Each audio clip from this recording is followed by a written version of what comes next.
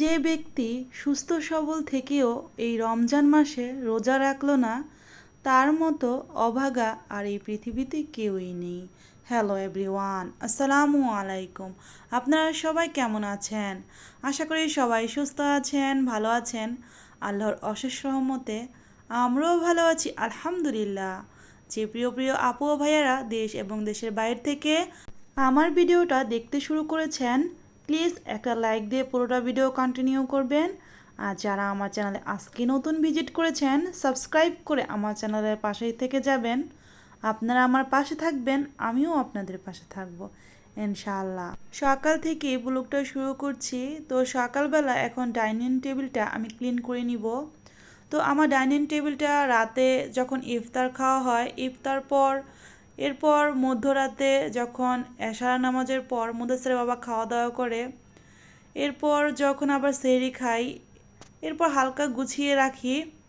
তো সকাল হলেই কিন্তু ডাইনিং টেবিলটা আমি পরিষ্কার করে নিই।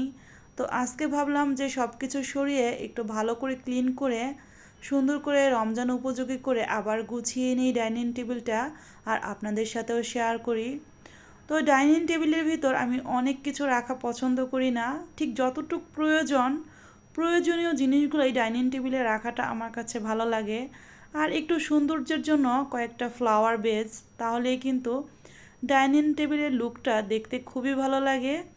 তো আমার ডাইনিং টেবিলের সামনে এই ফ্লাওয়ার বেজটা ছিল, আর সব সময় থাকে। মাঝে মাঝে আমি ডাইনিং থেকে সোফার সামনেও নিয়ে রাখি। তো একটু ধুলো পড়েছে, একটু পরিষ্কার করে নিচ্ছি।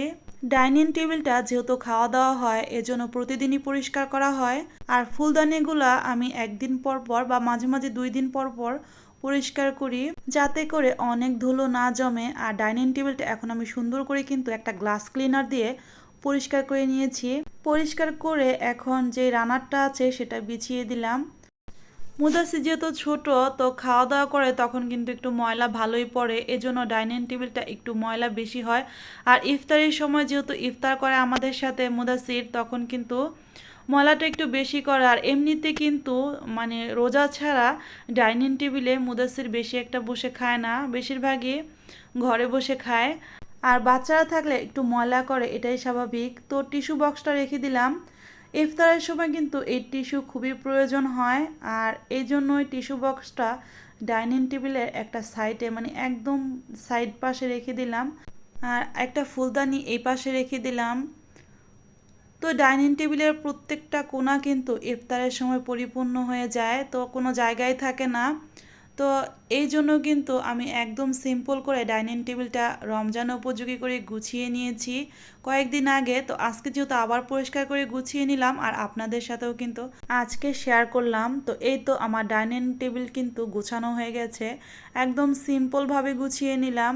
তো জুসের জগটা কিন্তু প্রতিদিনই প্রয়োজন হয়, আর ওইখানে শরবত খাওয়ার জন্য 2টা গ্লাস রেখেছি।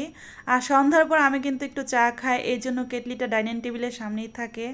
কারণ আমি তো একটা চা পাগলি, চা তো আমার খেতেই হবে। একবার হলেও আমি একটু চা খাবো। আর সন্ধ্যার পর একটু চা না খেলেই হয় না, খুবই খারাপ লাগে না খেলে। বড়ইয়ের সিজন তো প্রায়ই শেষ হয়ে আসছে। মুদাসসিরের বাবাকে বলছিলাম পাকা বড়ই নিয়ে আসতে।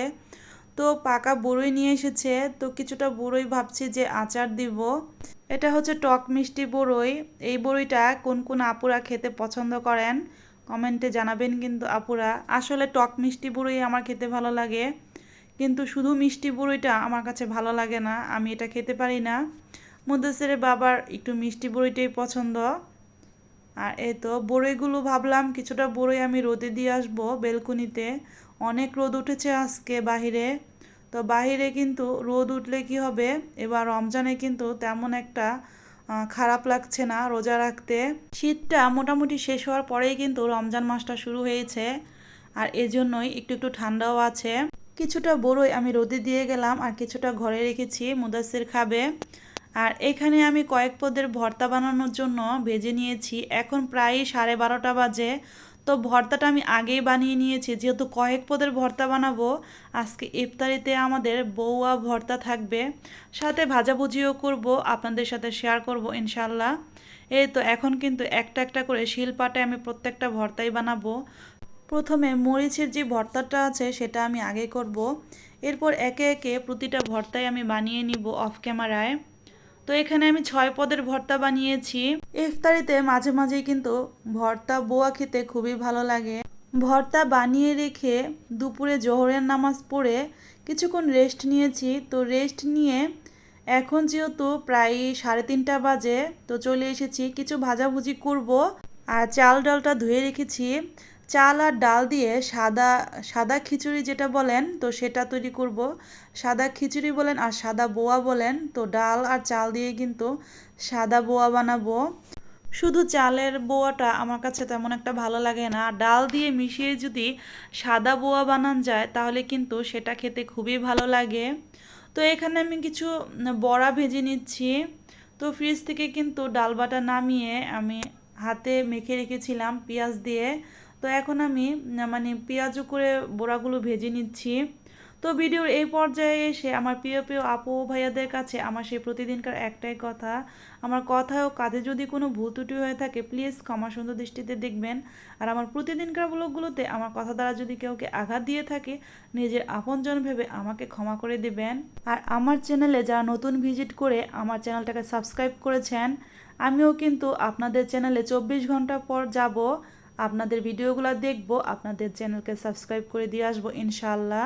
আমরা যেহেতু ইউটিউবে কাজ করি, ইউটিউবের কিছু নিয়ম অবশ্যই আছে, আর এই নিয়মগুলো কিন্তু আমাদের মেনে চলতে হবে, আর মেনে না চললে কিন্তু চ্যানেলের ক্ষতি। তাই 24 ঘন্টা পর নিয়ম অনুযায়ী আমি আপনাদের পরিবারে যাব।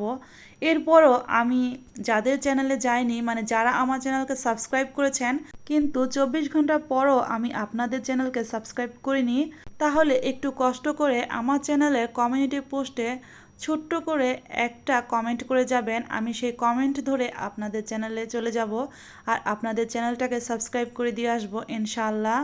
কারণ অনেক সময় কিন্তু ভুলভ্রান্তি হয়ে যায়, অনেক সময় মনে থাকে না, বা অনেক সময় অনেক কমেন্ট দেখে সাবস্ক্রাইব করার পরও অনেক সময় ভুল হয়ে যায়, মানে 24 ঘন্টা পর মনে থাকে না। এই জন্য যদি কমিউনিটি পোস্টে ছোট্ট একটা কমেন্ট করে যান তাহলে কিন্তু আমি কমিউনিটি পোস্ট চেক করি, তখন কিন্তু আমি আপনাদের পরিবারে ইজিলি চলে যেতে পারবো। আর আমার ইউটিউবের সকল প্রিয় দর্শকবৃন্দদের উদ্দেশ্যে একটা কথা বলি, যারা ভিডিওটা দেখতেছেন কমেন্ট করার সময় লাইক দিয়েছি বা এত নাম্বার লাইক, এটা কমেন্টে বলতে হবে না। এটা না বললেও কিন্তু আমার আপুদের প্রতি আমার বিশ্বাস আছে, আস্থা আছে। আমি জানি আমার প্রিয় প্রিয় আপুরা কিন্তু লাইক দিয়ে আমার ভিডিওটা কমপ্লিট করে দেখে। তো নতুন আপু ভাইয়াদের উদ্দেশ্যে কিন্তু আমি বারবার লাইকটা দিয়েছেন এই কথা বলে দেই। আর আমার যারা রেগুলার ভিউয়ার্স আপুরা আছেন তারা সব সময় কিন্তু আমাকে লাইক দিয়ে ভিডিওটা দেখেন, আমি জানি। সো লাইক দিয়ে ভিডিও দেখছি এই কথা বলার কোনো দরকার নেই আমার প্রিয় প্রিয় আপুরা। আমি আপনাদের এমনিতেই বিশ্বাস করি আর আপনারাও আমাকে বিশ্বাস করবেন। আমিও কিন্তু সব সময় সবার ভিডিও লাইক দিয়ে ফুল ওয়াচ করে দেখি। আর এই তো এখানে কিন্তু পেঁয়াজ ভেজে আমি চাল ডালের যে বোয়াটা তৈরি করব সেটা একটু ভেজে নিচ্ছি। পোলাওয়ের চাল আমরা যেভাবে একটু ভেজে নিই সেইভাবে হালকা করে একটু ভেজে নিচ্ছি বা কষিয়ে নিচ্ছি যেটাই বলেন। তো এরপর কিন্তু আগে থেকে গরম করে পানিটা আমি দিয়ে দিব, আর ইফতারে কিন্তু আর বেশি সময় নেই। তো এর মধ্যেই কিন্তু আমার এই বোয়াটা রান্না কমপ্লিট করতে হবে, অলরেডি ভাজাভুজি হয়ে গিয়েছে। এবার রোজা সম্পর্কে কয়েকটা কথা বলি। রমজান মাসে অনেকে অসুস্থ থাকে, অনেকে নানান সমস্যা থাকে, ওষুধ খেতে হয়, আর এই কারণে কিন্তু রোজা থাকতে পারে না। কিন্তু যারা সুস্থ আছে, যারা সম্পূর্ণই সুস্থ, যাদের শরীরে কোনো প্রবলেম নেই, এমনিতেই তারা রোজা থাকে না। আর এমন একটা রোজার মাস পেয়েও যারা এই রোজা করলো না, তাদের মতো হতভাগা এই পৃথিবীতে আছে বলে আমার মনে হয় না। আপনাদের কাছে কেমন মনে হয় আপনারা কিন্তু কমেন্টে জানাবেন। আসলে মাঝে মাঝে দেখি অনেক সুস্থ সবল মানুষরা রোজা করে না, তখন কিন্তু একটু আফসোস লাগে। আমার মুসলিম ভাই বোনেরা এখনও অনেক অজ্ঞতার মধ্যে আছে, তাই সবার উচিত রমজান মাসে রোজা রাখা। রমজান মাসে ফরজ নামাজগুলো তো আমরা পড়বই, এছাড়া নফল ইবাদত আমরা করব। আর নফল ইবাদতে কিন্তু অনেক ছোয়াব, আমরা সেটা সবাই জানি। আর এই তো রমজানের রোজার বিষয়ে কথা বলতে বলতে এখানে আমার বোয়া হয়ে গিয়েছে। তো এখানে সাদা বোয়া বানিয়েছি, সাথে কিছু ধনিয়া পাতা দিয়ে দিয়েছি। আরেক পাশে আমি চিকেন সাসলিক করে নিচ্ছি। তো চিকেন সাসলিকটা কিন্তু আমি ম্যারিনেট করে রেখে দিয়েছিলাম, মানে চিকেনটা। এরপর ক্যাপসিকাম দিয়ে এখানে আমি একটু চিকেন সাসলিক বানাচ্ছি। তো ইফতারে একটু ভিন্ন রকম জিনিস ভাজাভুজি হলে কিন্তু খেতে মন্দ হয় না। তো ঝটপট করে বানিয়ে নিলাম যেহেতু ম্যারিনেট করাই ছিল। তো আজকে আমাদের ইফতারের মেনুতে কী কী ছিল সেটাই এখন আপনাদের সাথে শেয়ার করছি। আমাদের ইফতারের খাবারের মেনুতে এখানে 6 পদের ভর্তা, মরিচের ভর্তা, ধনিয়া পাতা ভর্তা, রসুন পেঁয়াজের ভর্তা, কালিজিরা ভর্তা, সাথে চাপা শুটকি ভর্তা আর ছিম ভর্তা, তো তরমুজ, পেঁয়াজু, ডিম চপ, কাঁচামরিচের চপ, আর এখানে চিকেন সাসলিক, মালটা, খেজুর, পেয়ারা, আর এখানে খিচুড়ি। তো এই হচ্ছে আমাদের আজকে ইফতারের খাবারের মেনু। তো সাথে কিন্তু অরেঞ্জের জুসটাও আমি করে নিয়েছি আর কলাও নিয়েছি। তো আল্লাহ তাআলা আজকে আমাদের রিজিকে ইফতারে এসব খাবার রেখেছে, আলহামদুলিল্লাহ। তো ভিডিওর প্রায় শেষ পর্যায়ে আমি চলে এসেছি। তো সবাই ভালো থাকবেন, সুস্থ থাকবেন, 5 ওয়াক্ত নামাজ আদায় করবেন, আমাদের জন্য দোয়া করবেন, আমরাও আপনাদের জন্য অনেক অনেক দোয়া করব। এই রমজান মাস বেশি বেশি দোয়া করলে আল্লাহ কিন্তু অনেক খুশি হয়, আর আমাদের অবশ্যই আল্লাহ আমাদের দোয়াগুলো একদিন অবশ্যই কবুল করবে ইনশাআল্লাহ। আর আমিও আপনাদের জন্য অনেক অনেক দোয়া করব। আসসালামু আলাইকুম, আল্লাহ হাফিজ।